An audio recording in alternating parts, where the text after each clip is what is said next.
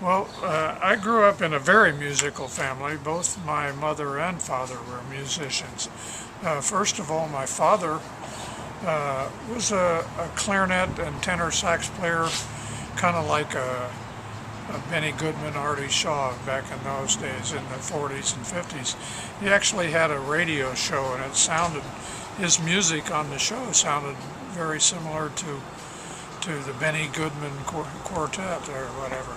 And I grew up listening to music before I even had any idea. And then my father also, besides being a fine jazz musician, he wrote all the music for Ohio State's marching band for 32 years, and then really over a period of 6 decades, writing for the alumni band, and they honored him at Ohio State University, spelled his name out on the field, and even at 90 years old he was still being honored.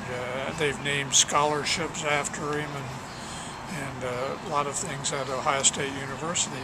And tell me about you've played with some big name bands, right? Well, probably major things. yeah, I had the good fortune. I started playing music at 8 years old, and I wanted to play drums from the very beginning, but Mom and Dad said, no, you're going to learn piano first. And so I did, and that's always been a blessing and helped me musically, I'm sure. But as soon as I could muster up money from my paper route and sold my old Lionel train set, and I bought my first set of drums, and I've been playing ever since. So, and I'm 70 now, so I've been playing a long time. But I was in the Marine band, 1st Marine Division band, and in the early Vietnam area, actually before Vietnam. I floated around it in a Cuban Missile Crisis.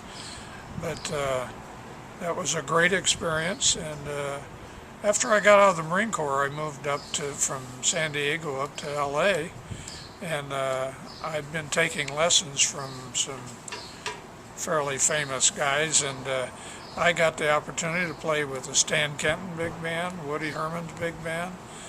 Did some recordings with Vince Guaraldi and the Peanuts, Charlie Brown music. But it wasn't a very good way to make a living.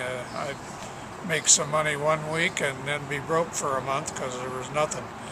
So I got out of the music business and did something else, but I always kept music in my heart, of course. One thing I didn't mention earlier on was the fact that my mother also was a fine musician. She played violin in the Columbus Symphony. My first percussion teacher was the principal timpanist for the Columbus Symphony. And Donald McGinnis was a director of music at Ohio State University, and he was a principal flutist for the orchestra. So I grew up with all those kind of people around me. I thought everybody was like that. But so I've had the good fortune to play some really good music, and it gave me a good background. But God has been leading me for a long time to something else. And some years ago, he just in a period of recovery and from a personal crisis,